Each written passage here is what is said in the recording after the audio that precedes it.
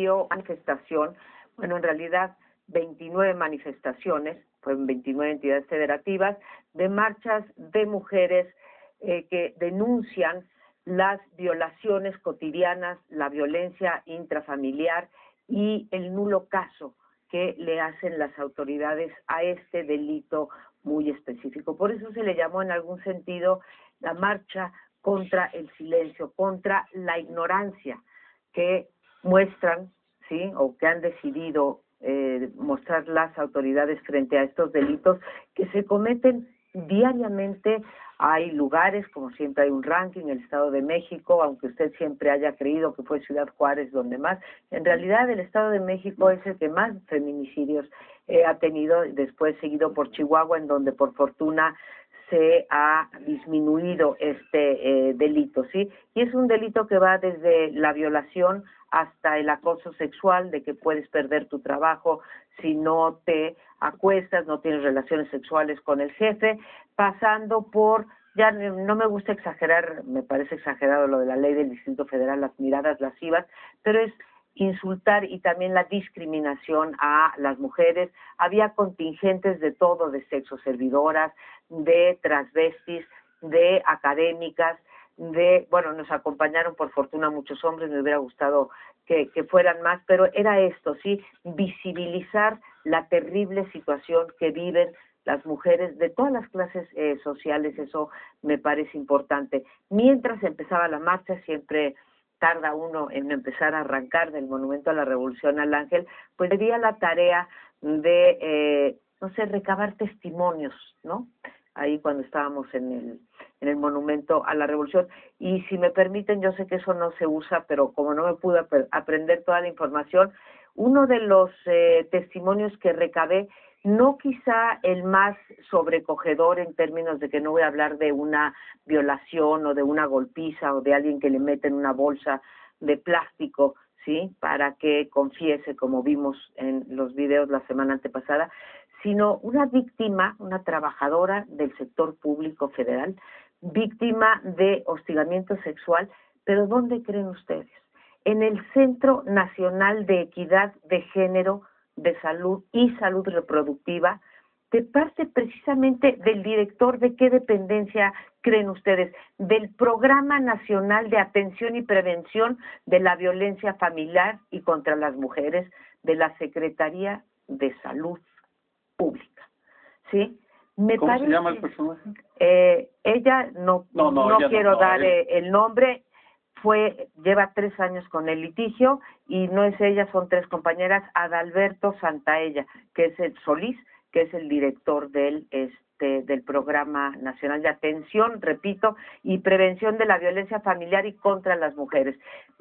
Lo traigo a la mesa, Sergio, Lorenzo, José Antonio, porque si esto ocurre ahí donde debe de prevenirse, pues imagínate en la situación de indefensión que están la gran mayoría de las mujeres. En todo caso, creo que logramos visibilizar el problema, ¿no? El presidente y alguien más del gabinete insisten en que el tema de la corrupción es cultural. Bueno, ya le llovió sobre ese punto. Pero la violencia contra las mujeres probablemente sí tiene una raíz cultural, pero muy fuerte. Y arrancarla va a costar también mucho tiempo. Esta manifestación que acaba de pasar debe de ser mucho más grande. Debe de ser, pero 10, 20, 30 veces más grande.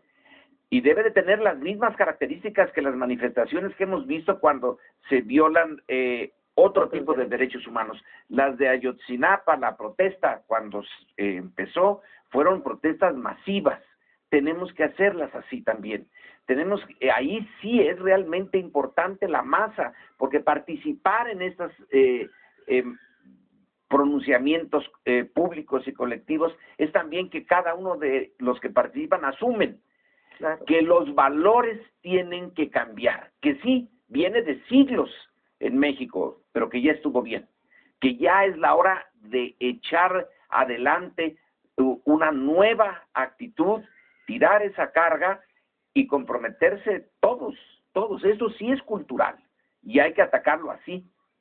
Desde ese punto de vista que mencionas, es una tapabocas a Fernando del Paso cuando habla de bulimia, de pasividad de los mexicanos. Yo no lo comparto, aclaro. Creo, la mayoría de la población, según encuestas, quiere participar. Carece, sí. Pero la mayoría no participa. Porque no tiene organizaciones, porque no hay canales, porque los partidos no funcionan para recoger los puntos de vista o las inquietudes sociales.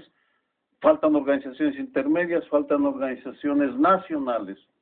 Y en ese sentido, además de sumarme, por supuesto, a lo positivo del esfuerzo, resaltar el papel de vanguardia que ha jugado el movimiento feminista en México. De hecho, han estado siempre adelante en la forma de protestar, en la forma de transitar de la protesta a la propuesta, de la negociación y la gestión.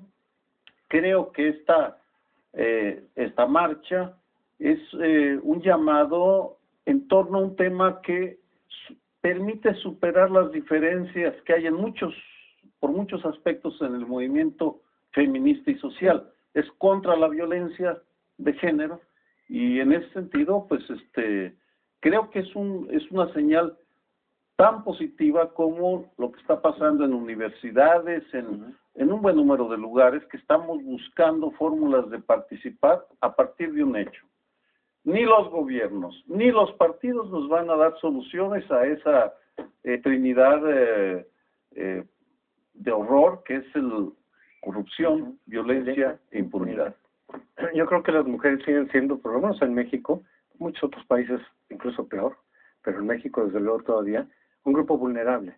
Porque normalmente decimos grupos vulnerables son grupos minoritarios, pequeños, que están en el margen, que de pronto no tienen defensa. Aquí no es minoritario, aquí es la mitad de la población, y sin embargo siguen teniendo condiciones de afectación y de vulnerabilidad con los crímenes de feminicidio, con la violencia familiar, etcétera.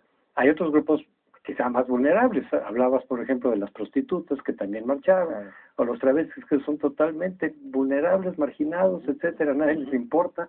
Entonces hay muchos grupos vulnerables, más vulnerables unos que otros, pero las mujeres, desde luego que siguen siendo un grupo vulnerable, que están en inequidad en muchas circunstancias, están en desventaja.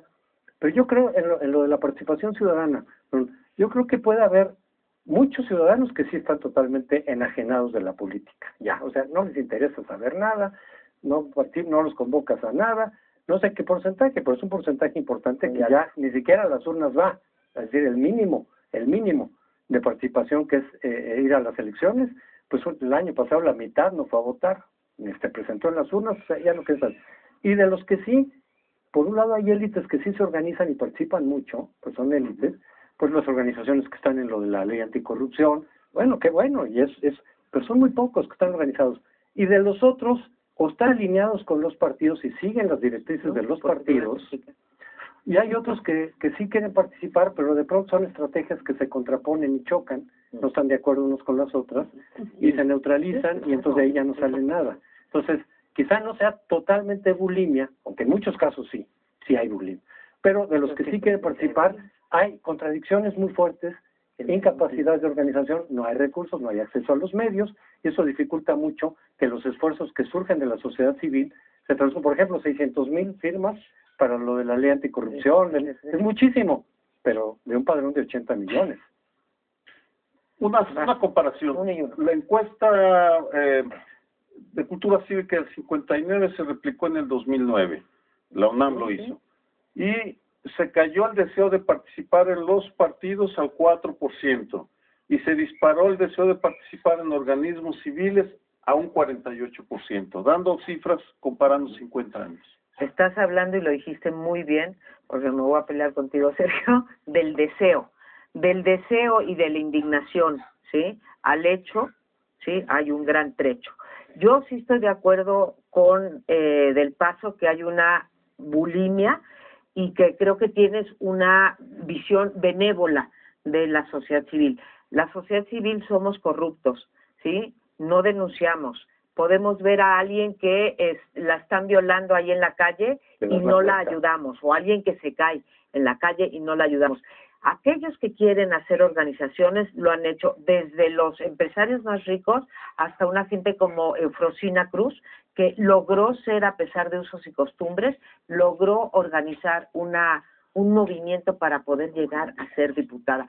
Sí tenemos una sociedad, somos una sociedad muy apática y que nos gusta mucho quejarnos, pero hacemos muy poco Pues ya nos pelearemos cambiar. en otra ocasión. Bueno, nos por peleamos cambiarlo. en otra ocasión y en todo caso también hay que echarle ganas a la sociedad, no solamente el gobierno, también hay que autocriticarnos y creo que si le elevamos el listón de exigencia a nuestro gobierno, vamos a estar mejor todos. Lo esperamos el próximo lunes en otro de Primer Plano.